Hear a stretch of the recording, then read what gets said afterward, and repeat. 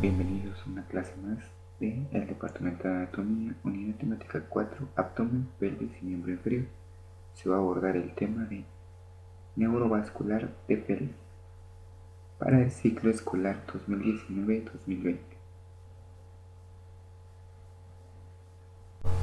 Se va a abordar, según el perfil de referencias,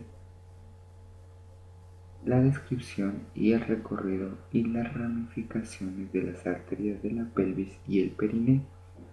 Se va a describir las mismas características de las venas de la pelvis y el perineo y se va a tratar de abordar la circulación linfática de la pelvis. Se van a describir la inervación sensitiva, motora y autónoma y se van a abarcar las diferencias entre hombre y mujer. Empecemos con la irrigación. La pelvis va a estar principalmente irrigada por tres arterias, que va a ser la aorta, la ilíaca externa y principalmente, y las más gruesas, va a ser la ilíaca interna, que esta va a dar casi toda la irrigación de la pelvis menor y el períneo.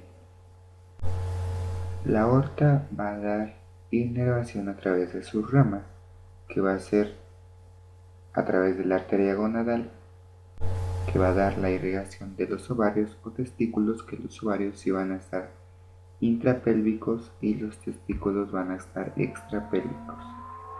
Va a dar inervación a través de la mesentérica inferior, que va a dar la rama de la rectal superior.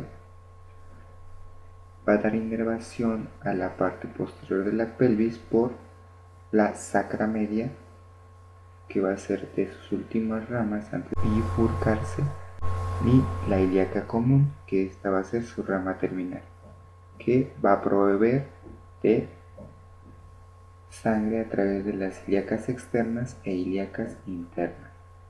La ilíaca común es un pequeño vaso que llega a medir hasta 4 centímetros.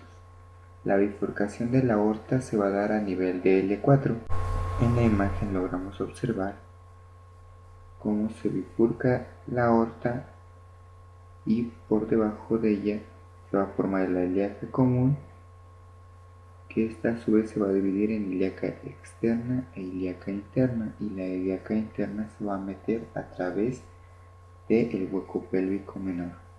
En cambio, la ilíaca externa va a rodear toda lo que va a ser el límite superior de la pelvis. La ilíaca externa va a tener 4 divisiones principales, que esta va a ser dar ramas hacia la porción pélvica uretero,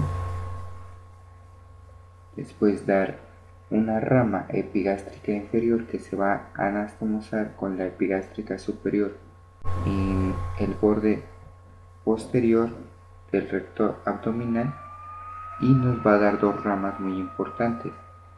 La primera va a ser la arteria cremastérica, que se va a encargar de irrigar lo que va a ser el músculo cremaster, y en la mujer va a encargarse de dar la arteria del ligamento redondo. Ambas van a viajar a través del conducto inguinal para llegar hacia el testículo en el hombre y hacia el labio mayor en la mujer. Su otra rama va a ser la arteria circunfleja e ilíaca profunda, que esta a su vez se va a anastomosar con la arteria iliolumbar en su rama iliar o ilíaca. Se van a notar a lo largo de la presentación que hay varias anastomosis, que entre externo e interno se van a formar ciertas combinaciones para poder preservar el flujo en toda la cavidad pélvica. Y su última rama va a ser la arteria femoral, que esta se va a formar a través de la salida después de pasar el ligamento inguinal atravesando el arco iliopectíneo para entrar en lo que va a ser el conducto femoral. y esta nos va a dar varias ramas que se van a anastomosar con las de arriba. Una de ellas va a ser la pudenda externa, que va a dar ramas superficiales y profundas. Las ramas profundas se van a encargar de dar la irrigación a los labios mayores en su porción anterior, y la rama superficial va a dar irrigación a lo que va a ser el monte de Venus o el monte de pubis. En el hombre, igual la superficial se va a encargar de dar irrigación aparte del monte de pubis, pero sobre todo al dorso del pene, y las profundas se van a encargar de dar la irrigación de los testículos, el escroto en su parte anterior. Las superficiales van a tener ciertas anastomosis a través de unas arterias perforantes que se van a comunicar con la arteria del dorso del pene y las arterias profundas del pene. En esta logramos ver esa comunicación que tiene la arteria iliolumbar, que es esta de aquí, que esa va a ser rama de la ilíaca interna en su porción posterior y se va a dirigir en toda la cara interna del hueso ilíaco para dar su rama iliar y dar una rama lumbar que se va a anastomosar con las arterias lumbares, y la rama iliar se va a continuar con una anastomosis hacia la arteria circunfleja, que esta va a ser rama de la arteria ilíaca externa. Aquí podemos observar como la ilíaca externa va a ser continuación de la ilíaca común y se va a continuar después con la arteria femoral. Y aquí podemos observar otra de las anastomosis importantes. La arteria ilíaca interna nos va a dar una arteria obturatriz, que esta va a salir de su porción anterior y va a tener una comunicación con la arteria ilíaca externa a través de una rama que va a ser la rama púbica de la arteria obturatriz y una rama obturatriz accesoria de la ilíaca externa. Y esa anastomosis tiene varios nombres. Se le conoce como corona mortis, rama obturatriz de la arteria epigástrica inferior. También logramos observar cómo la arteria obturatriz va a tener ciertas anastomosis con la arteria glútea inferior y la circunfleja femoral. Esto para promover el flujo en la articulación de la cadera y la cara interna de lo que va a ser el hueso coxal. La arteria ilíaca interna se va a dividir en dos ramas, una rama anterior y una rama posterior. La rama posterior va a tener lo que va a ser la arteria iliolumbar, que la acabamos de observar, las arterias sacras laterales que se van a encontrar en la cara posterior dirigiéndose a los lados del sacro, y van a tener una anastomosis con la sacra media y se van a encargar principalmente de la irrigación de la columna a nivel del sacro y coxis.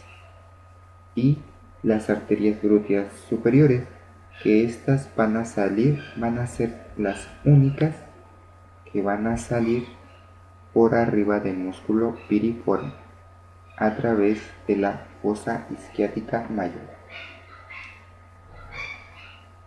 Las arterias glúteas inferiores van a ser rama de la arteria ilíaca interna en su rama anterior, y estas van a dirigirse hacia afuera de la fosa pélvica a través de la fosa isquiática mayor por debajo del músculo piriforme. al igual que la mayoría plexo sacro. La arteria pudenda interna va a ser rama de la ilíaca interna y esta al igual va a salir a través de la fosa isquiática mayor y va a dar la vuelta a través de la espina isquiática para volver a entrar, pero al espacio perineal profundo, en donde va a dar las principales ramas para la irrigación de todo el perineo.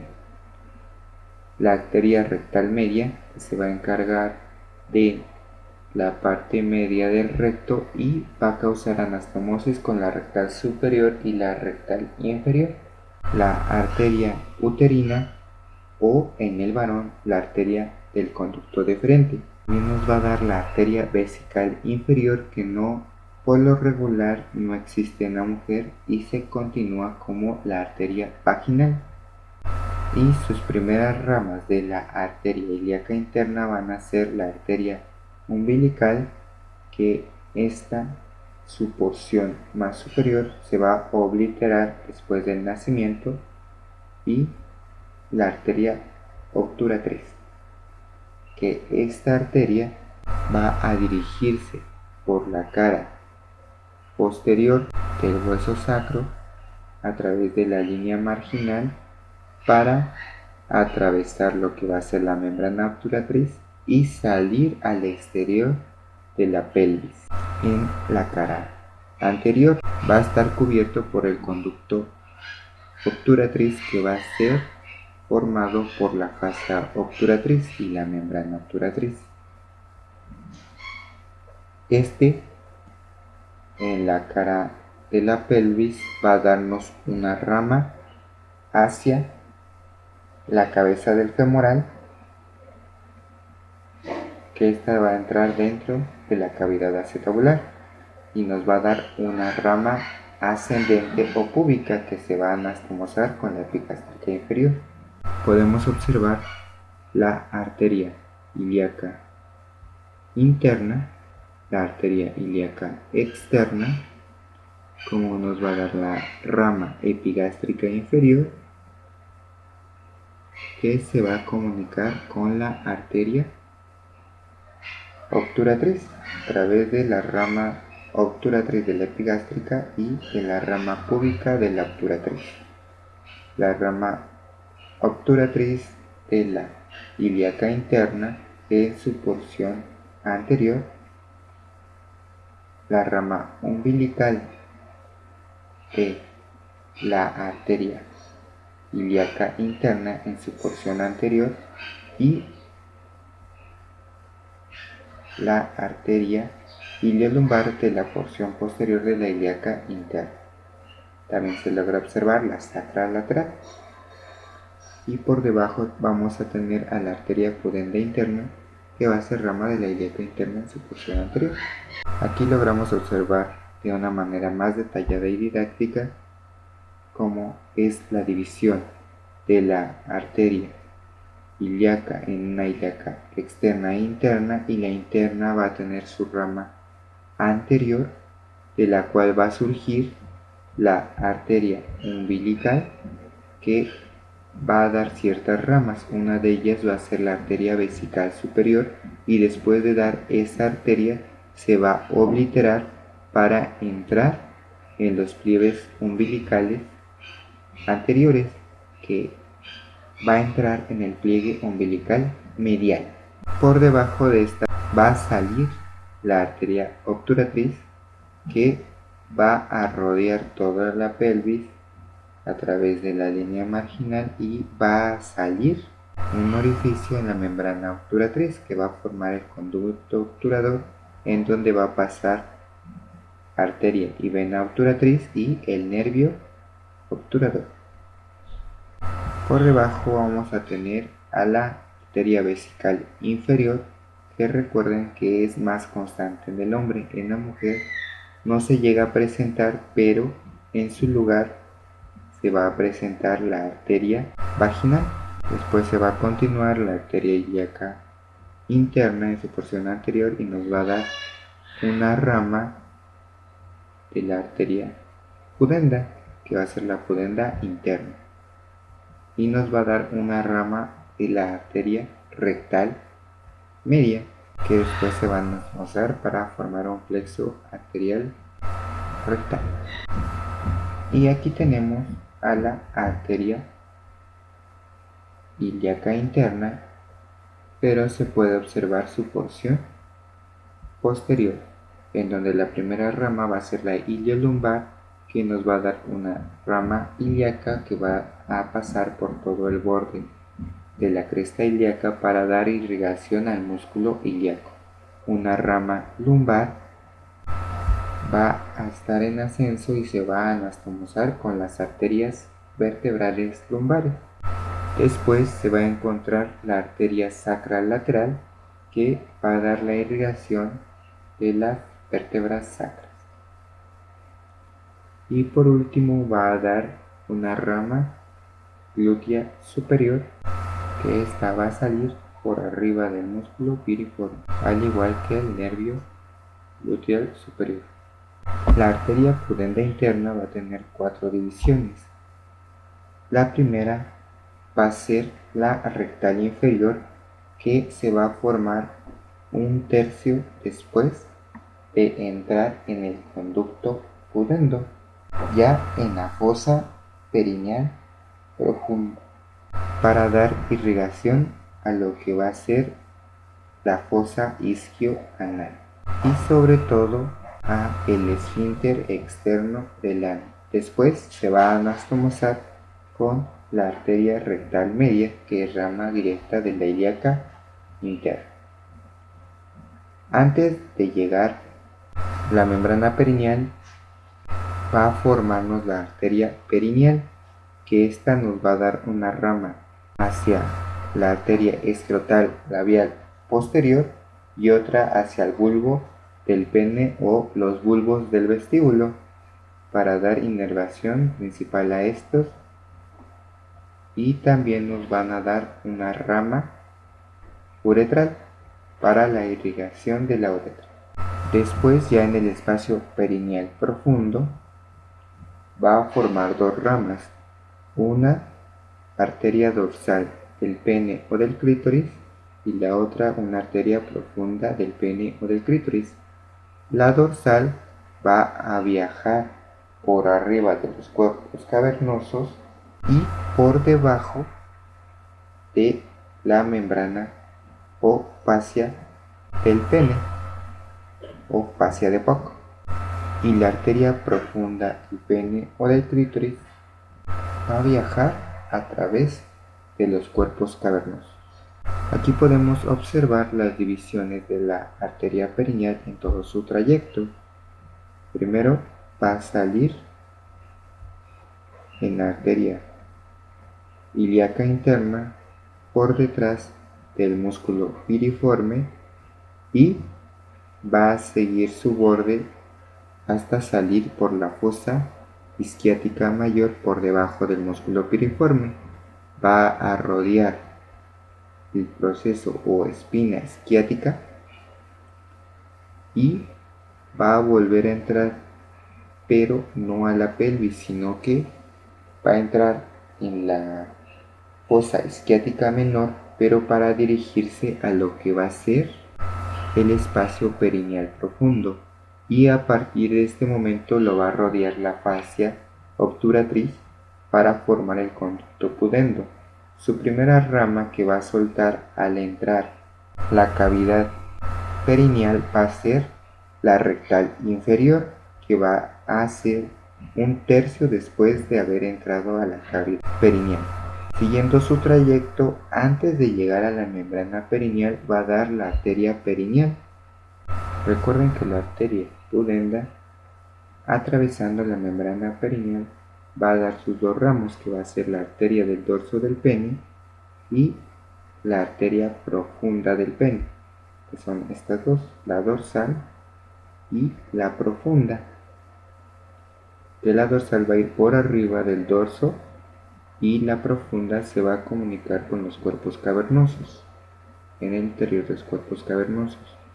Y la arteria perineal, que que se dio antes de atravesar la membrana perineal nos va a dar las ramas de la arteria del bulbo del pene y la arteria escrotal posterior, que va a dar la irrigación escrotal en su parte posterior. En su parte anterior va a ser otra arteria. Bueno, en esta imagen se puede resumir lo ya abordado. Empezamos viendo la aorta,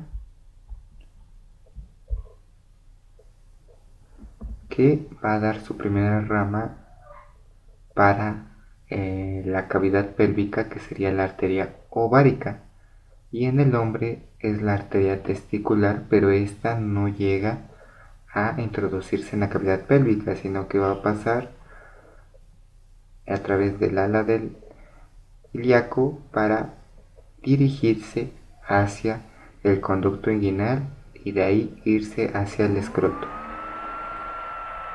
En cambio, la ovárica va a entrar dentro de la cavidad pélvica y va a tener una anastomosis con la arteria uterina.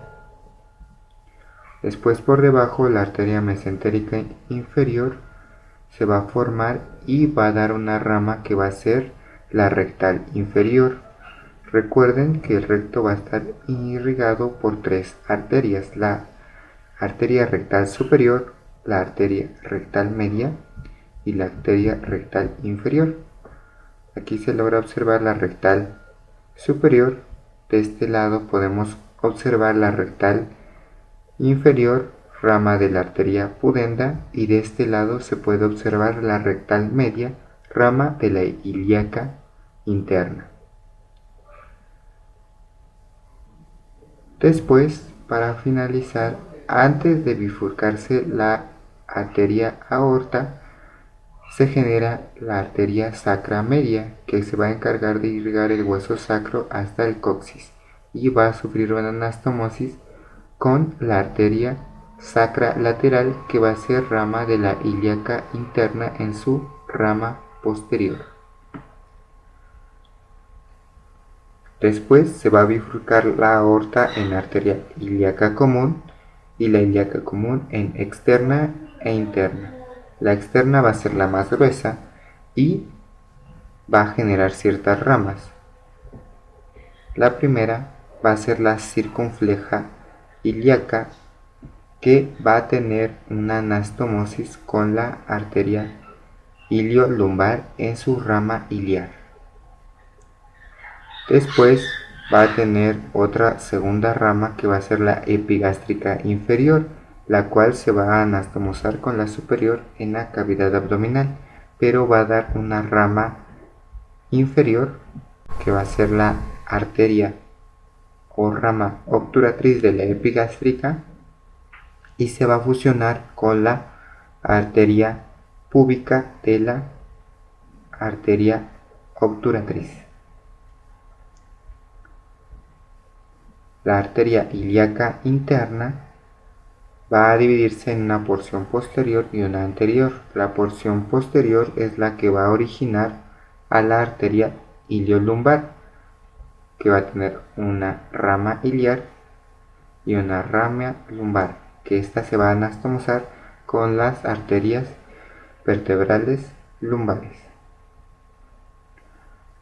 Después, por debajo, se va a formar la arteria sacra lateral y por último la arteria glútea superior, que se va a encargar de irrigar al glúteo mayor y glúteo menor.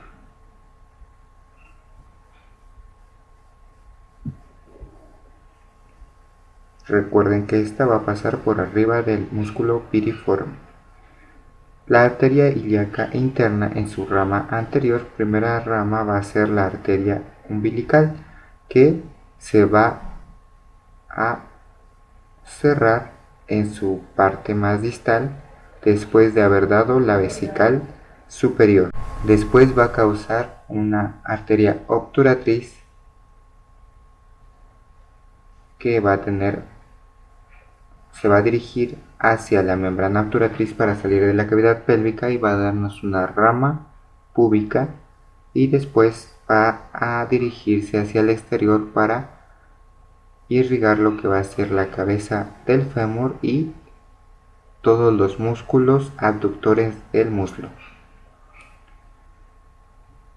Siguiendo por debajo se va a generar la arteria uterina, que va a tener anastomosis con la arteria ovárica y con las arterias pudendas y con la arteria umbilical. Por debajo de esta se va a generar la arteria vesical inferior, que en la mujer es muy poco frecuente que se encuentre, sino que se va a formar la arteria vaginal. Abajo de ella se va a encontrar la arteria rectal media, que es rama directa de la ilíaca interna. Y la última va a ser la arteria pudenda. Recuerden que también la arteria glútea inferior por lo regular es rama de la ilíaca interna en su rama anterior. Sin embargo, hay ocasiones en las que puede surgir de la rama posterior, y esta se va a dirigir hacia inferior para anastomosarse con la circunfleja femoral media. En esta podemos observar la relación que guardan con los nervios. Por ejemplo, el nervio genitofemoral va a dar una rama femoral que va a entrar dentro del conducto inguinal y va a viajar al lado de la arteria cremastérica.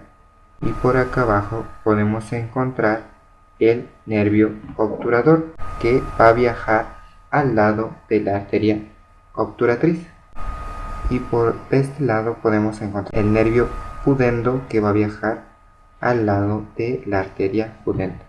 En esta imagen se ejemplifica perfectamente la diferencia entre hombre y mujer, comparándolas de los dos lados. En ambos lados vamos a tener una sacra lateral, una arteria iliolumbar, que van a ser ramas de la ilíaca interna en su porción posterior. Y en la porción anterior vamos a encontrar una arteria rectal media, una arteria glútea inferior, una arteria pudenda, y por arriba podemos observar lo que es aquí la arteria uterina. De este lado no la encontramos, y en su vez más enfrente tenemos a lo que es la arteria vesical inferior. Aquí deberíamos tener a la arteria vaginal. Sin embargo, muchas veces podemos encontrar que la arteria vaginal no se origina directamente de la ilíaca interna, sino que se va a originar de la arteria uterina, y la arteria que va a estar pegada hacia el hueso pélvico en el límite superior de la pelvis va a ser la arteria obturatriz. En esta imagen podemos observar las relaciones que guardan la irrigación de los genitales femeninos. Por ejemplo, aquí vienen bajando lateral a la línea marginal la arteria ovárica junto con su vena para irrigar lo que va a ser el ovario, y por enfrente en el ligamento uterovárico va a viajar la arteria ovárica, rama de la arteria uterina, que esta va a formar la anastomosis entre arteria uterina y arteria ovárica. Por acá abajo podemos encontrar la arteria uterina y la arteria vaginal, que ambas se van a anastomosar en la cara lateral del útero y vagina. En la rama uterina se va a dividir en dos ramas, una rama uterina ascendente y una rama vaginal descendente, y la arteria vaginal igual se va a encontrar con una rama vaginal descendente y una rama uterina ascendente, que van a formar una anastomosis. Pueden también tener una segunda anastomosis por la arteria vaginal ácigos. Y en esta imagen podemos observar las relaciones que guarda la irrigación, drenaje e inervación del periné. viajando todos en su paquete neurovascular. Por ejemplo, los vasos rectales inferiores, que están la arteria, la vena y el nervio, que van a ser ramas de los pudenda. Las arterias, venas y nervios perineales, las arterias, venas y nervios del dorso viajando en una misma dirección. Y aquí se detalla un poquito más lo que era la irrigación y drenaje de los genitales femeninos. Aquí tenemos la arteria uterina, cómo va a ascender y formar unas arterias espirales que van a dar toda la irrigación del cuerpo del útero. Se llaman arterias espirales o helicoideas. Y acá abajo tenemos la arteria vaginal descendiendo y ascendiendo para dar la irrigación de lo que va a ser vagina y parte del cervix. Y por arriba tenemos a la arteria ovárica, que va a dar la irrigación del ovario y va a causar una anastomosis entre las uterinas y las ováricas. En el caso del hombre vamos a tener un drenaje e irrigación similar. En este caso vamos a tener una vena del dorso del pene que va a ir antes de atravesar la fascia profunda del pene o fascia de Bock, que estas son venas dorsales superficiales. Por debajo vamos a tener medial una vena profunda dorsal del pene que va a ir lateral a las arterias dorsales del pene, y ambas van a tener arterias perforantes comunicantes con una vena y arteria que se encuentran inferior, que va a ser rama de la arteria pudenda externa. De este lado se logra observar la irrigación de los testículos a través de la arteria testicular, acá abajo, que se encuentra atravesando el anillo inguinal profundo, y a través de las venas pundendas externas, que van a ser ramas de las femorales, las cuales se van a encargar de dar irrigación a la parte anterior del escroto, y también se van a encargar de dar una irrigación al dorso del pene antes de atravesar la fascia profunda del pene o fascia de Bock. Y en este se puede observar un corte transversal del pene en donde podemos observar su irrigación. Tenemos a dos venas dorsales superficiales que, como ya lo comentamos, van a ser ramas de la vena pudenda externa, y más profundo, pasando la fascia del pene, se va a encontrar la vena dorsal profunda del pene, que va a ser rama directa de la vena perineal, y a sus lados las arterias y nervios dorsales del pene. Por debajo se van a encontrar lo que son los cuerpos cavernosos, y en medio de ellos se va a encontrar la arteria profunda del pene, que igual va a ser rama directa de la arteria perineal. Y por debajo vamos a tener el cuerpo esponjoso, que va a estar irrigado anteriormente por las arterias uretrales y más cercanos a la raíz del pene por las arterias del bulbo del pene. En esta imagen podemos resumir todo lo que es la irrigación del aparato genital femenino y toda la pelvis. En esta podemos resaltar aquellas que son variaciones entre la mujer y el hombre. Por ejemplo, la vesical inferior, que es rama directa de la arteria ilíaca interna en su porción anterior, muchas veces no se encuentra en la mujer, y se encuentra la arteria vaginal. La arteria ácigos vaginal va a ser una anastomosis entre la arteria vaginal y la arteria uterina, que la arteria uterina tampoco se llega a encontrar en el hombre. Y por debajo tenemos a la arteria del ligamento redondo, que recuerden que va a ser rama de la epigástrica inferior y es similar a lo que en el hombre es la arteria cremastérica.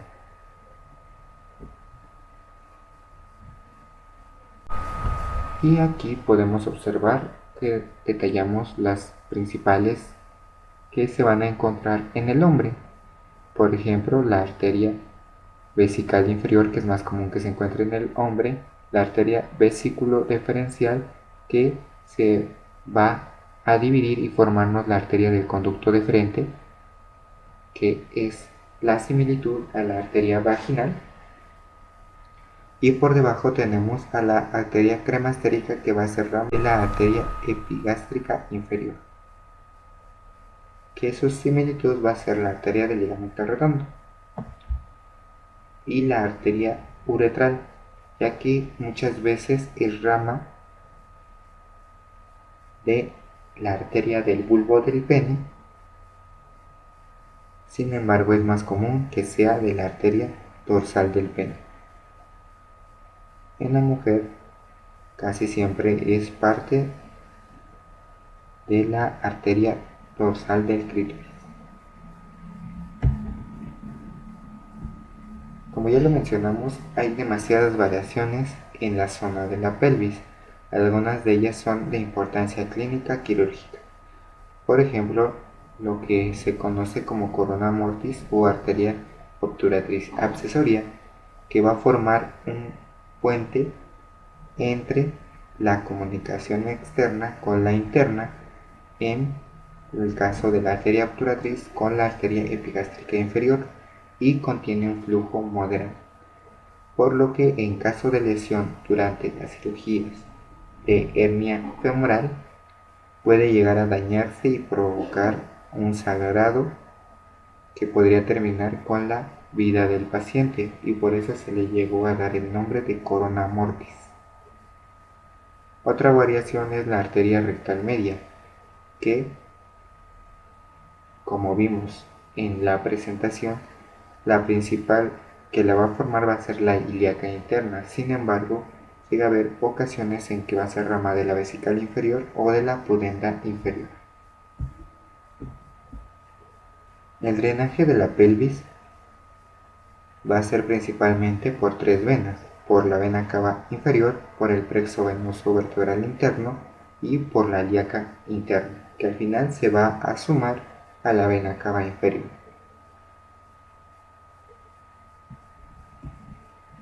Pero ¿cómo va a ser este drenaje? Aunque el drenaje y la irrigación son muy similares por las venas y arterias que se forman, que son hermana una de la otra y viajan por la misma zona, al llegar a las vísceras se llegan a formar plexos, que estos plexos llegan a anastomosar miles de venas variantes que se forman para dar un mejor drenaje a todas estas estructuras. Estos plexos van a ser el rectal, el vesical, el prostático, el uterino y el vaginal, que se van a intercomunicar y van a dar confluencia entre ellos para evitar que se estanque la sangre en una sola zona. En el hombre solo son tres, que es el rectal, el vesical y el prostático, que el rectal tiene muy poca relación con los dos primeros. Sin embargo, sí llega a tener un entrelace en su zona inferior a través del rectal inferior con el plexo prostático, por lo que llegan a tener comunicación, y como tal las venas prostáticas van a ser confluencias que van a dar hacia el plexo vesical, que este va a ser el plexo más grande. En la mujer los plexos van a ser el rectal, el vesical, el uterino y el vaginal. El rectal, al igual que el del hombre, va a tener su principal comunicación con el plexo vaginal en su porción inferior, por parte del rectal inferior y por parte de ramas que va a dar hacia la porción inferior de la vagina, que se va a anastomosar con las venas vaginales y después con las venas uterinas. Este es un drenaje en ascenso, comienza en el plexo vaginal y luego sube al plexo uterino. Y el plexo vaginal va a tener contacto directo y comunicación con el plexo vesical, que va a estar por delante de ella, formando un plexo todavía más grande. Aquí, a diferencia del hombre, la vena dorsal del clítoris va a drenar directo en el plexo vesical. En estas imágenes podemos observar que la formación de las venas es muy similar a la de las arterias. Va a haber una ilíaca interna, una ilíaca externa. La ilíaca interna va a dar una circunfleja y va a dar una arteria torácica lateral.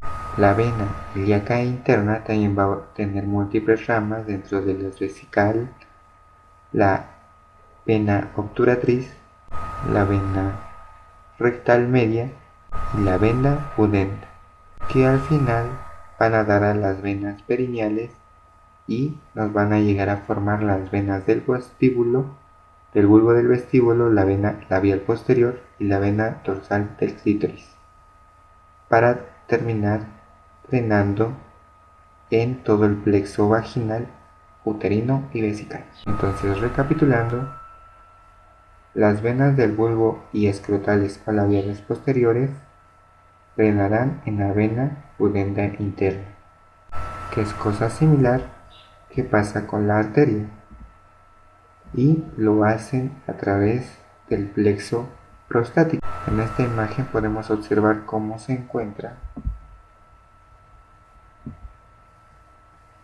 la vena profunda del dorso del pene y va a llegar hacia el plexo prostático, y el plexo prostático se va a encontrar con la anastomosis pudenda y con el plexo vesical, gracias a la vena vesical, que va a ser rama de la vena ilíaca interna y a veces se puede llegar a formar de la vena obturatriz.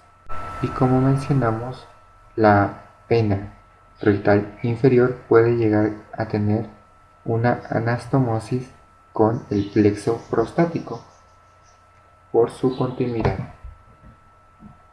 En este vemos cómo se forman los plexos rectales, antes se llamaban plexos hemorroidales, cómo se forma el plexo rectal interno gracias a la unión entre la vena rectal superior con la vena rectal inferior, y cómo se forma el plexo externo rectal o hemorroidal gracias a la unión entre la vena rectal media y la vena rectal superior e inferior. Y este es el que principalmente va a tener relación con el plexo prostático. La vena escrotal posterior o las venas labiales posteriores en la mujer van a tener drenaje sobre la vena pudenda interna. Y en esta imagen se pueden comparar ambos sistemas de drenaje. En la mujer va a tener el plexo venoso uterino y el plexo venoso vaginal. El hombre solo va a tener su plexo vesical, que por debajo se va a continuar con el plexo prostático. Y este es un pequeño resumen de el mapa de drenaje. Podemos ver cómo empieza todo con la vena dorsal profunda del clítoris, y esta se va a anastomosar con los plexos venosos uterinos, vaginales y vesicales. Como ya lo mencionamos, la dorsal profunda va a tener un drenaje especial sobre el plexo venoso vesical, que después se va a comunicar con el uterino y el vaginal. Dorsales superficiales del clítoris y las del bulbo del vestíbulo van a drenar hacia lo que va a ser la vena pudenda interna, que esta también va a tener su unión con el plexo vesical. En el caso de las venas anteriores de los labios mayores, van a tener su drenaje en el vena pudenda externa, que a su vez esta va a drenar en la vena femoral.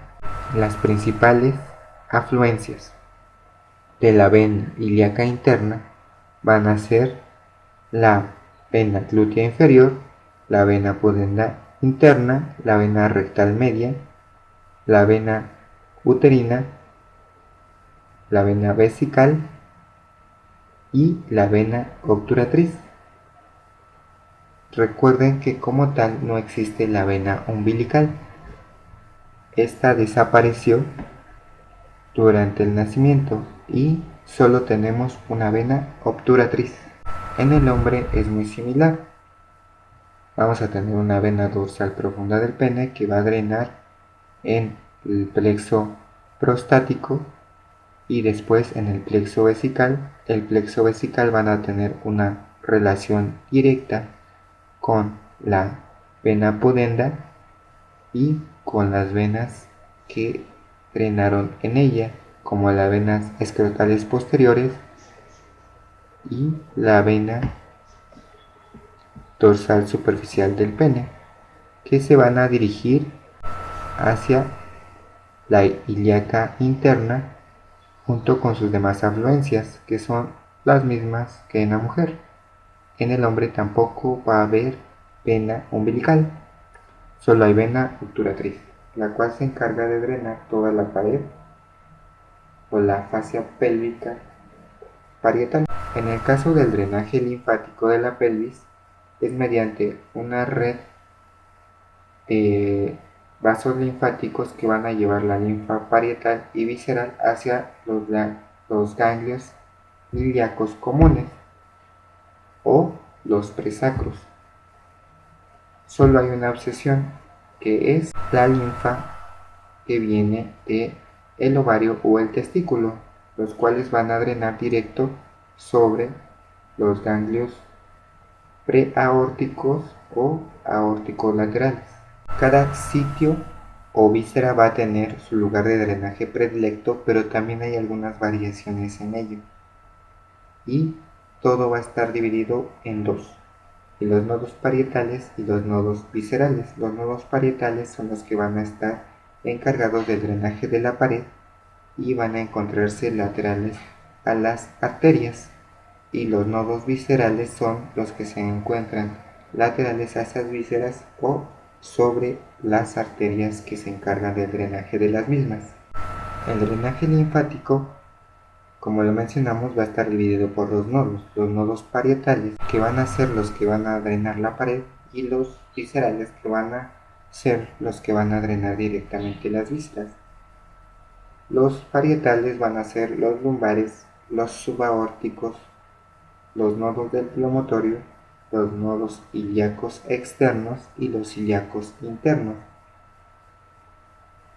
Los lumbares y los del promontorio se van a encargar sobre todo de la pared posterior y van a drenar o van a dirigirse parte de la linfa de los miembros inferiores. Subaórticos son los que se van a encontrar en la encrucijada antes de la división de las ilíacas. Igual se van a drenar linfa de la pared posterior. Los nodos ilíacos externos son los que principalmente se van a encargar del drenaje de la linfa de la vejiga y la vagina, pero vamos a ver más adelante que es más complejo esto.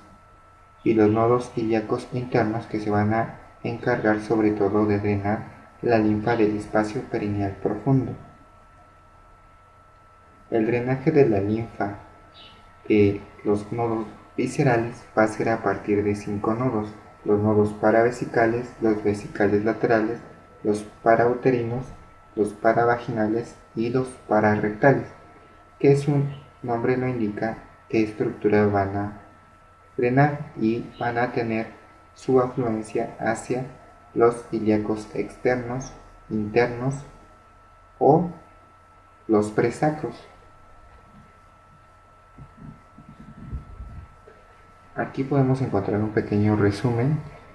En la parte del medio de amarillo vamos a encontrar los ganglios sacros, que van a drenar sobre todo la parte posterior del perine, el área de las nalgas y los músculos posteriores del muslo, y parte de lo que va a ser el recto antes del conducto anal. A los lados de morado, en esta parte lateral, se van a encontrar los ganglios ilíacos externos, que van a drenar la parte del abdomen y la pelvis, de órganos pélvicos y los músculos aductores del muslo.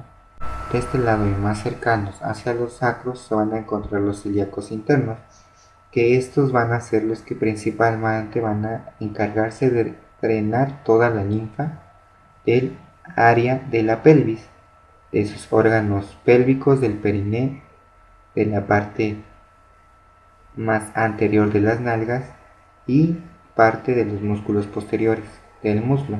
Por debajo vamos a encontrar los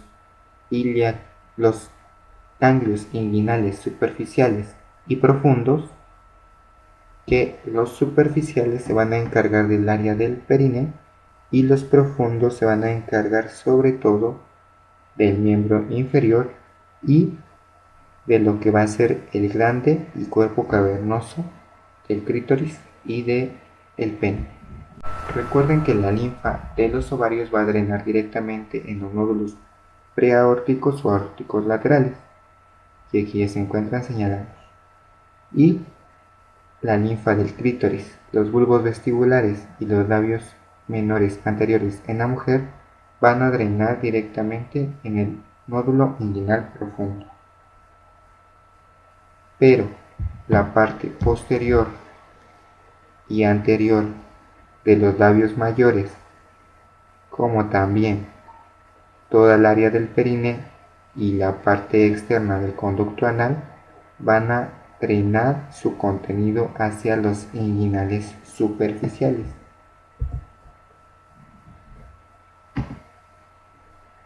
La linfa de los testículos va a drenar directamente, al igual que los de los ovarios, en los nódulos preaórticos y en los aórticos laterales. ¿Por qué sucede? Es por el mismo origen y por la irrigación que tienen estos elementos. Y la linfa del glande y el cuerpo del pene va a drenar directamente en los inguinales profundos. La parte del escroto y la parte del perine van a drenar directamente en los inguinales superficiales. En esta imagen se puede resumir brevemente lo que es el drenaje linfático. Tenemos a ganglios inguinales profundos y ganglios inguinales superficiales. Los profundos van a drenar el glande y la uretra esponjosa, la uretra membranosa y la prostática van a estar drenando directamente hacia los ilíacos internos, son estos de acá. En los superficiales es sobre todo el área del perine y la parte inferior o externa del canal anal.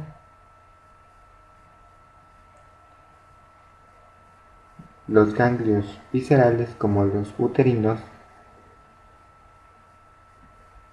y los paravesicales, van a drenar en otros ganglios que van a ser los más cercanos hacia su cavidad.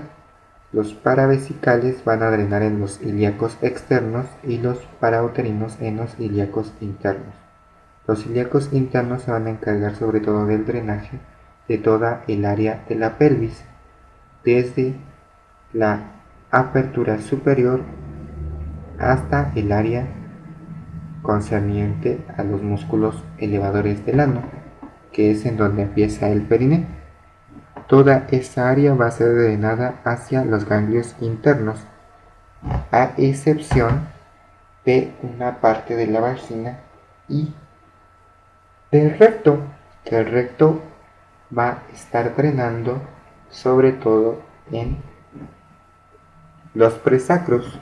Sin embargo, una parte del recto superior a la línea pectínea va a drenar en los ganglios ilíacos internos y por debajo de la línea pectínea va a drenar en los ganglios inguinales superficiales. Y todo junto va a drenar en los ilíacos comunes y así va a dirigirse hacia los ganglios aórticos para terminar en la cisterna del quilo y lograr llegar a las... En cambio, los pararrectales van a drenar en los ganglios lumbares, que estos a su vez van a drenar en los aórticos y van a dirigirse hacia la cisterna del quilo. Podemos verlo en una imagen más cercana al modelo anatómico, como la linfa del cuerpo del pene va a dirigirse hacia los inguinales superficiales, pero solo en el caso del cuerpo del pene. Ya si hablamos del grande o del cuerpo cavernoso, va a dirigirse hacia los inguinales profundos. Son estos de acá y estos de acá. La parte de las vísceras que se va a encontrar detenida por dentro de la cavidad pélvica va a dirigirse hacia los ganglios inguinales internos, que son los que se van a encontrar de este lado, y los ganglios ilíacos externos van a drenar sobre todo la parte de la pared pélvica y parte de las vísceras que pasen o sobrepasen el nivel de la cavidad pélvica, como es la parte superior de la vejiga y parte del útero. En la mujer es igual, pero ella tiene otras características. Por ejemplo, también contiene ganglios llamados lacunares intermedios, medios y laterales, los cuales van a ser poco común que se encuentren, pero son zonas de drenaje de la cavidad pélvica. Y en esta imagen sí podemos observar los nódulos inguinales internos, además de los nódulos obturadores que van a ayudar para el drenaje de la parte de la vagina. En esta imagen como tal se va a resumir todo el drenaje. En la parte derecha vemos al hombre, en el que se puede observar el grande y el cuerpo cavernoso pintado de color azul, lo que quiere decir que va a tener un drenaje directo sobre los inguinales profundos. Los testículos se encuentran de azul clarito, mencionando que se van a drenar a el área de los paraórticos, preaórticos o lumbares. El verde claro indican los ilíacos internos, que está hablando del cuerpo del pene, la porción distal e intermedia de la uretra, la próstata, parte de la vejiga y parte del conducto anal por arriba de la línea pectínea. Van a tener su drenaje en esa zona, pero la parte superior del recto va a drenar hacia los presacros y la parte más superior va a drenar hacia los ganglios prerrectales o mesentéricos inferiores. En el caso de la mujer es un poquito más complejo. Si el área perineal va a estar drenando hacia los superficiales, inguinales superficiales, la parte del clítoris hacia los inguinales profundos, la parte inferior de la uretra, la vejiga y la parte 2/3 superiores de la vagina junto con el cervix van a drenar en los inguinales internos, junto, como ya lo mencionamos, con el conducto anal por arriba de la línea pectínea. La parte más inferior de la vagina va a drenar junto con el recto en los presacros, y la parte superior y la parte media del útero van a drenar hacia los inguinales externos. Va a haber una zona en donde va a tener comunicación con el ligamento redondo, la cual va a drenar hacia los inguinales superficiales. Sin embargo, también va a drenar principalmente el área del fondo hacia los ganglios lumbares preaórticos o aórticos laterales gracias a su conexión con el ovario. Y la relación de por qué hay una zona de drenaje hacia sacro en la vagina es por el ligamento útero sacro o recto vaginal. La inervación va a estar dada principalmente por el plexo sacro y vamos a tener una inervación somática y una autonómica. La somática va a tener una función motora para el movimiento de los músculos, sobre todo los músculos que se dirigen hacia el miembro inferior. Sensitiva, que va a estar predominante por el plexo sacro y el nervio pudendo, que son los principales de encargarse del área de la pelvis y el perineo. Una inervación autonómica que va a estar dada simpática y parasimpática, la simpática a través de los nervios expláncnicos lumbares y sacros y la parasimpática a través de los nervios expláncnicos pélvicos y el plexo hipogástrico. En la imagen podemos observar la división del plexo sacro a través de sus ramas anteriores motoras, que van a tener conexión también sensitiva y se van a dividir en ramas anteriores y posteriores. De las ramas anteriores, por ejemplo, el nervio cístico va a estar unido por ramas anteriores y posteriores de L4 a S3, formando una porción fibular común y una porción tibial, que después en el miembro inferior se van a dividir. De sus ramas dorsales de las ramas anteriores van a tener grupos motores que van a formar los nervios cluneos o glúteos superiores e inferiores, ramas de L4-L5 y L5-S2. Y vamos a tener nervios sensitivos motores como el nervio anococcigio, que va a venir de las ramas ventrales de los ramos anteriores, que se van a dedicar al movimiento del esfínter externo. Recuerden que el esfínter externo es voluntario, tanto el esfínter externo del ano como el esfínter externo de la uretra. Ambos van a tener inervación por el nervio pudendo, pero el esfínter externo del recto o del ano va a tener principal intervención por el nervio anococcigio, que va a ser rama S5-S1.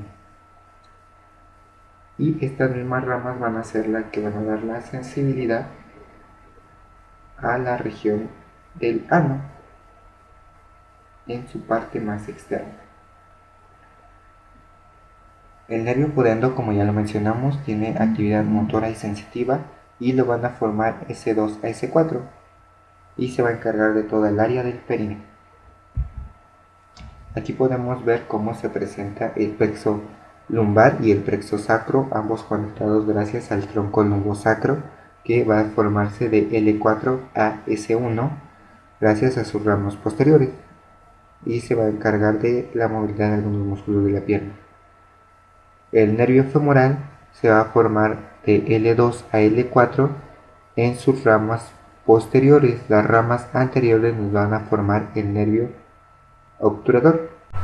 En esta imagen podemos observar cómo la mayoría del plexo sacro va a dirigirse por debajo del músculo piriforme para salir a través de la fosa isquiática mayor y dirigirse como tal al miembro inferior, ya que la mayoría va a dar inervación motora y sensitiva a la parte del muslo, la pierna y el pie. El nervio ciático va a tener dos porciones, la porción tibial y la porción fibular común, que las dos pueden salir juntas por debajo o salir en modo separado y volverse a unir después del músculo piriforme. El único nervio que va a salir por arriba del músculo piriforme va a ser el glúteo superior, que el nervio glúteo superior se va a encargar de la inervación sobre todo del músculo glúteo menor y glúteo medio. El que se va a encargar de la inervación del glúteo mayor va a ser el glúteo inferior o clúneo inferior. También se puede observar aquí el nervio obturador, que va a dirigirse por lateral a la línea marginal para salir en la fosa obturatriz y dar la inervación de todos los músculos abductores del muslo.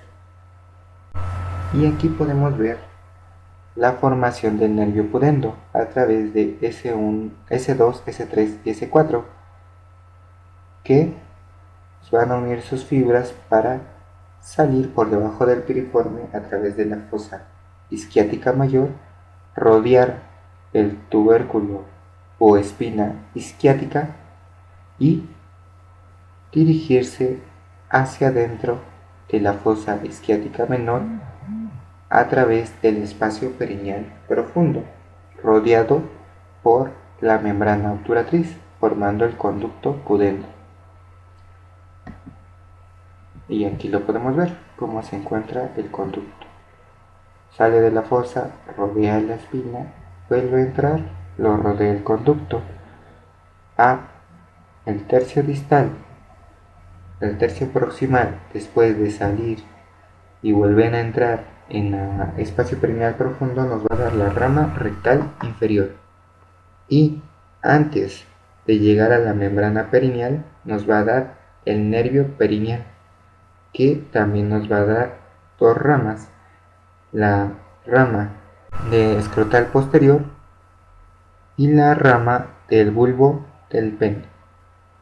El nervio pudendo se va a continuar para formarnos el nervio dorsal del pene dentro de la membrana perineal en el espacio perineal profundo.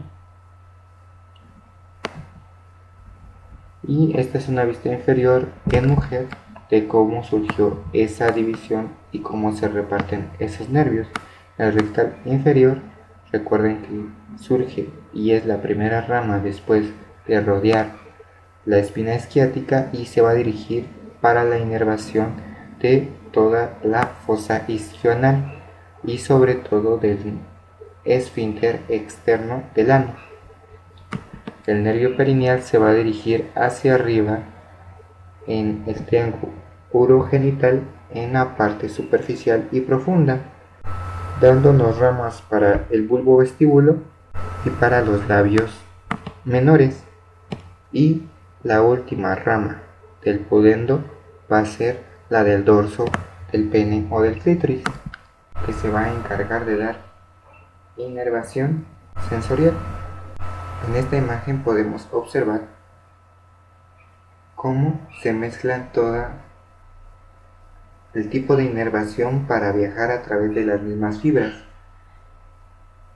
Esto se ve principalmente cuando ves generalidades de sistema nervioso, que tenemos un sistema somático y es encargado de dar la sensibilidad motora y sensitiva, y estos van a salir desde las astas sensitiva posterior, motora anterior, para dirigirse hacia el ganglio lateral de las vértebras y de ahí tener conexiones hacia abajo y hacia arriba y dar nuevamente ramas anteriores y posteriores con los nervios ya combinados. Y también como los cuernos laterales de la médula van a dar rama para la inervación autonómica en la parte toracolumbar del área simpática y el área cervical y sacra para el área parasimpática. En esta imagen podemos ver la cadena simpática cómo está obteniendo ramas de los nervios paravertebrales y dando nueva inervación a los niños, haciendo interconexiones neuronales. Y cómo se ve el nervio, el plexo sacro, al dar esas interconexiones. En la parte de abajo alcanzamos a ver el nervio explácnico sacro, que va a dar la inervación simpática al área de la pelvis. Y del otro lado podemos ver cómo se le conjunta parasimpático gracias a los plexos hipogástricos, que estos van a contener a los ganglios hipogástricos superiores e inferiores para dar una intercomunicación parasimpática. Estos nervios van a contener 3 conductos o 3 interconexiones que van a ser simpática, parasimpática y aferente, pero el único que va a hacer una interconexión real en los núcleos hipogástricos superior o inferior van a ser los nervios parasimpáticos, y así van a proceder para dar la inervación a las vísceras pélvicas. El plexo hipogástrico inferior se va a dirigir sobre todo a el área final del recto conducto anal y la vejiga. En cambio, el plexo hipogástrico superior va a ser en la parte superior del recto, el colon sigmoides y parte superior de la vejiga. La actividad que tienen el simpático y el parasimpático va a ser vasomotora y de movimiento en los músculos lisos, como los esfínter internos del recto y de la uretra. En esta imagen podemos observar cómo el plexo hipogástrico va a darnos un plexo hipogástrico inferior, y este se va a comunicar con los plexos rectales y plexos prostáticos para formar el nervio cavernoso, que se va a dirigir hacia la raíz del pene y el cuerpo cavernoso para dar inervación simpática y parasimpática a los vasos del cuerpo cavernoso, dados por la arteria profunda del pene, y también se van a dirigir hacia las venas dorsales y profundas, como a los músculos isquiocavernoso y bulbo esponjoso, para dar inervación parasimpática y simpática y promover la erección o la eyaculación en el caso del pene. Tienen una actividad vasoconstrictora en las venas, dando la imposibilidad del retorno rápido de sangre y promoviendo la erección, y tienen también una dilatación arterial para promover el flujo, y por parte de los músculos los contraen para estimular aún más el cierre venoso y evitar el retorno de sangre, y así promover la erección.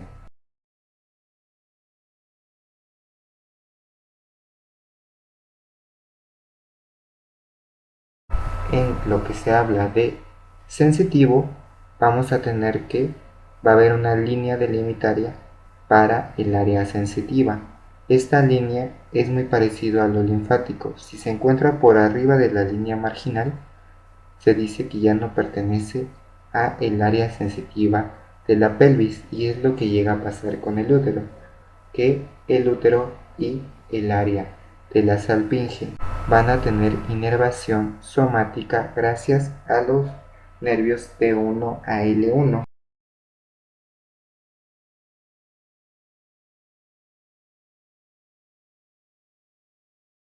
que no son concernientes al segmento sacro, y por parte del perineo vamos a tener que el nervio pudendo S2-S4 va a dar la inervación de toda esta zona. Entre el perineo y la línea marginal va a entrar lo que es el plexo hipogástrico y los nervios sensitivos de S2 a S4, pero estos no son ramas del pudendo, sino que van a salir de las raíces nerviosas vertebrales. Este es un pequeño resumen en donde se logra observar los nervios que da el plexo lumbar y sacro.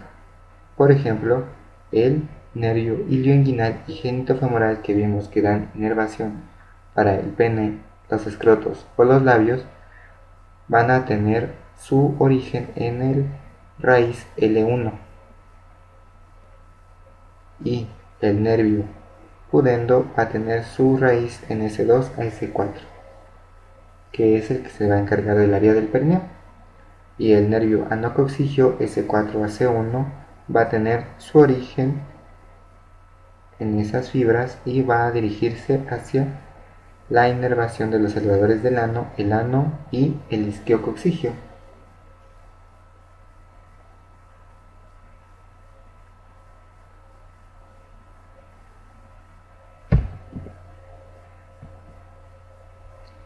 Y esta es una imagen donde se puede ver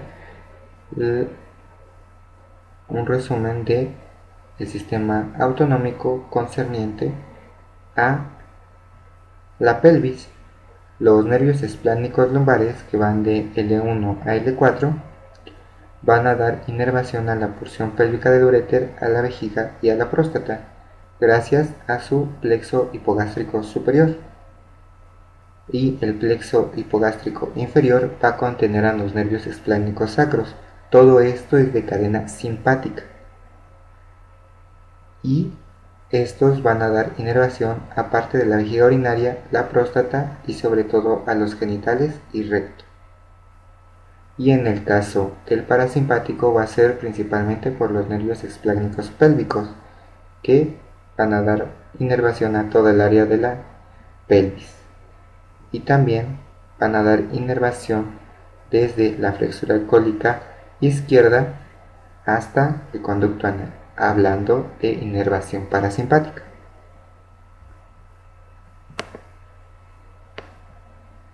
Y estas son todas las arterias, venas, nervios y relaciones que pudimos observar. Gracias. Esas son mis referencias. Cualquier duda, comuníquenme con el departamento de anatomía.